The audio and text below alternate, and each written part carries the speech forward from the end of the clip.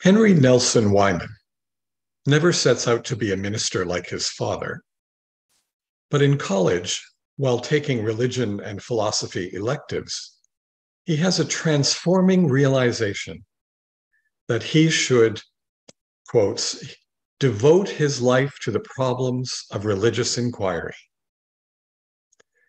It's so powerful that he walks around for days in an ecstatic haze. He becomes a professor of theology eventually at the University of Chicago and at my alma mater, Meadville Lombard Theological School. Wyman becomes interested in empiricism, the philosophy which holds that knowledge can only be based on sensory or actual experience. This is not the same, though, as scientific empiricism, which proposes that knowledge can only be based upon evidence. Sensory experience, like direct experience in our sources, is direct information, but it's not proven fact in a scientific sense. Now, Wyman's thinking over his long career changes, focusing first on the individual, but later on the greater importance of community and culture. He comes upon the idea we'll be talking about today, namely creative interchange. But before we go there, a few words about rationality as an entryway to spirituality. Spirituality is that aspect of life that informs, uplifts, and calls us towards all that can imbue our lives with greater depth, meaning, and purpose. Broadly, it can include the mystical experience of something ethereal and sensory-based, as well as the here and now reverence for the grandeur of the world. These alternatives aren't opposites, though, precisely because rationality is crucial on all the points along the spectrum of spiritual experience or longings. It's thoughtless to conclude that someone who has a powerful ecstatic experience, such as Wyman's, does not go on to think about it rationally, both to understand it as much as possible, and more important, to apply its meaning and impact to the real world in a useful way. Similarly, a sense-based experience of awe and reverence of the ineffable or indefinable might reach towards a rational explanation. With our Unitarian Universalist openness to freedom of thought and different beliefs, we must reject arbitrary and even arrogant assertions that rationality within spirituality requires logical proof. I think rationality is larger than that, including the softer definitions of what is reasonable, sensible, inferential, sane, or lucid, all words that come up in dictionary definitions of rational. So rationality has both objective and subjective senses. Objective rationality grounds understanding and knowledge on scientific or logical empiricism, or a trust in proven evidence. And to some extent, all of us live within an objectively rational worldview. Subjective rationality grounds understanding and knowledge on philosophical empiricism, which means that the whole range of human experience, including profound ecstatic experiences and little moments of happiness during the day, are powerfully sensory, yet often internal, not perceived by others, and therefore beyond proving. To some extent, again, all of us live with a subjectively rational worldview as well. There are times when we don't seek evidence of what we know, because we take some things as given or instinctual or just there.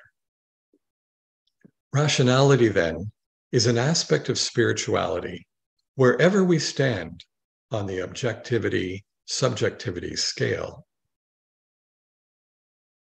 So having said that, back to Henry Nelson Wyman, to his rational concept of creative interchange as both the means and the end of religious pursuits, and to the reading that I read briefly earlier. In it, Wyman addresses the fundamental questions or problems that are the purpose of religion as a social institution and as a spiritual endeavor, personal endeavor. Wyman sets out two features characteristic of human existence. One is the fact that human beings are changeable over time. Our behaviors are not determined, our concepts not stationary. The other is that we have the capacity to be self-aware, whether we develop it or not.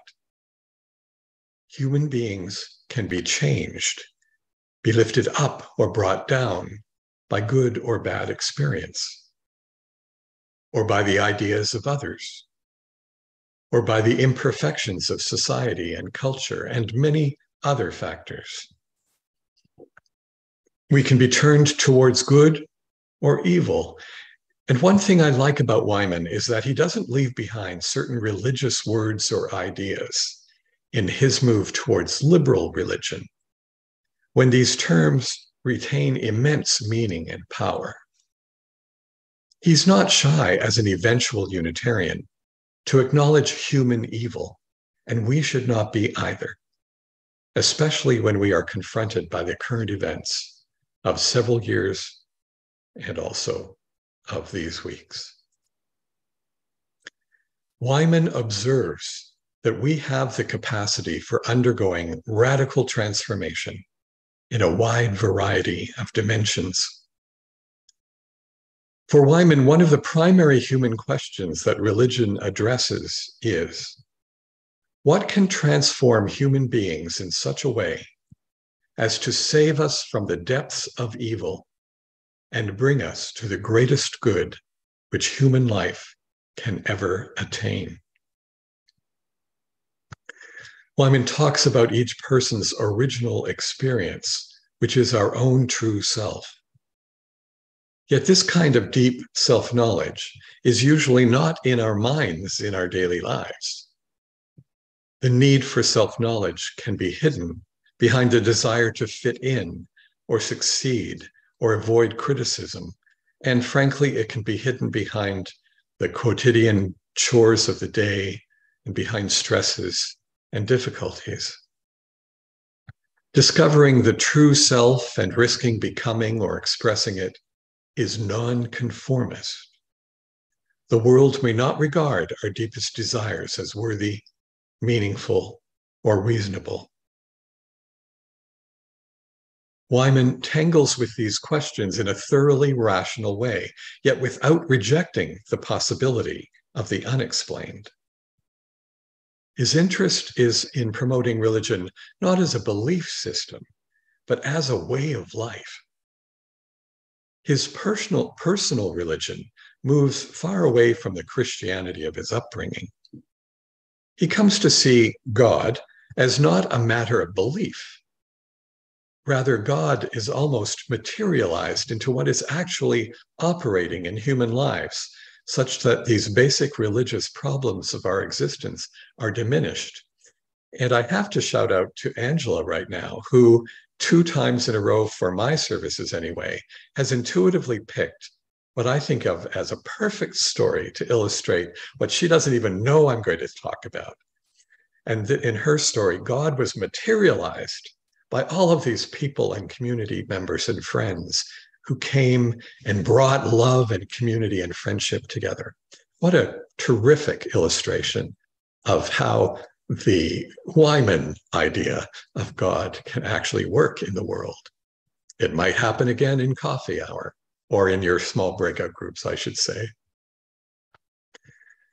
Wyman, going back to evil, however, Wyman sees evil as the inner conflict between parts of the self that impair the realization or emergence of the true self. observing that intense inner conflict like this can destroy a person, leading into despair or pointless behavior. Evil arises when the suppression of the self leads to horror or boredom as ways of eliminating the conflict. And by the way, my talk here is peppered here and there with actual quotes from Wyman, which are in the text, but I'm not going to keep going like this every time I use a phrase of his. Just know that I'm not intentionally stealing from him. I am quoting him at times. Evil also leads to loneliness by not being known or recognized for who one actually is, because we hide in conformity.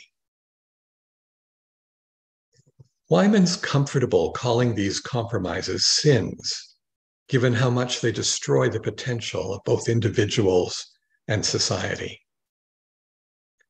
With this in mind, there's also room for other religious concepts such as confession, forgiveness of these sins, and even salvation, all of which, I reiterate, are rational ideas as he proposes them.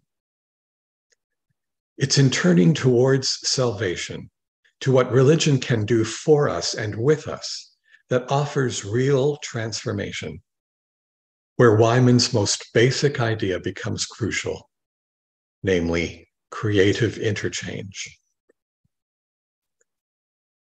Experiences with other people can be creative interchanges that transform the person.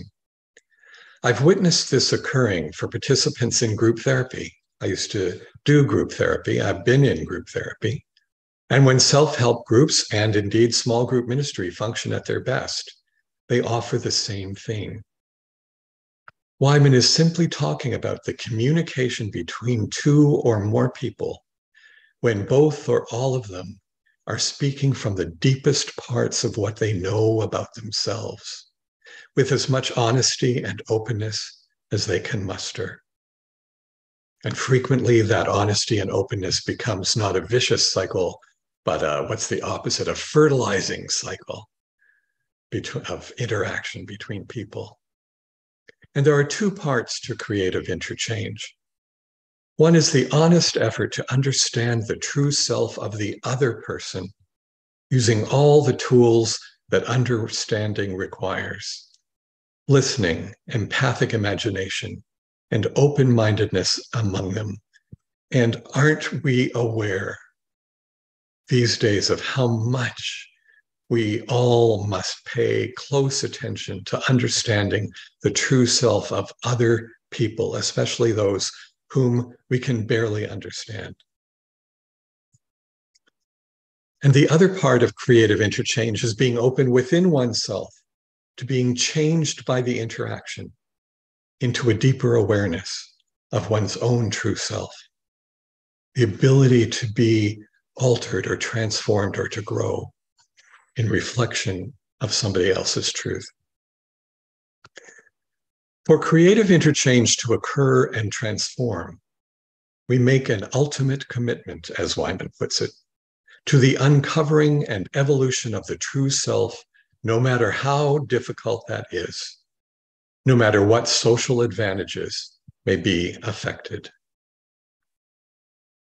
We commit to full responsibility for our actions, as well as responsibility to others, to be with them as our true selves.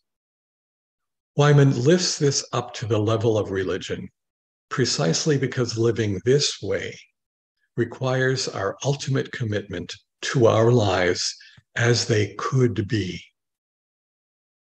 There's a yearning and a foresight and a calling in this. It's creative interchange that creates a person and a mind from the moment of birth. Creative interchange sustains our connections to reality and each other. It transforms by helping us become increasingly both who we are and who we are yet to be.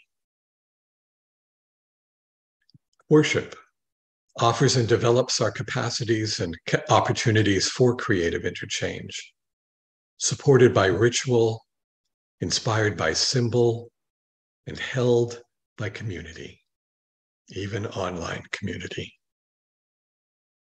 Through the capacity for enormous character transformation, creative interchange brings about what may as well be called miracles. Sometimes people who have this transformation freely and openly and gratefully call it a miracle. We're transformed and we can hardly believe it ourselves.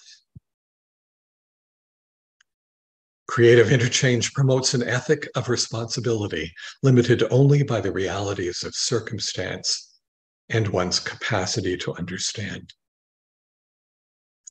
And Wyman is no small thinker. He's not just talking about people and even congregations. His book goes on to outline how creative interchange can be practiced within and transformative of each aspect of society, from the law to education to industry and economics. Thank goodness that we all have the same starting place, right here today with each other. Whether we are talking together later, person to person, or in our breakout rooms or through the week. An opportunity to speak from the deepest part of our hearts that we know, and to listen with the most openness to the other that we can offer. And thank goodness that rational spirituality can be so accessible and so direct and so comforting. May we make this so.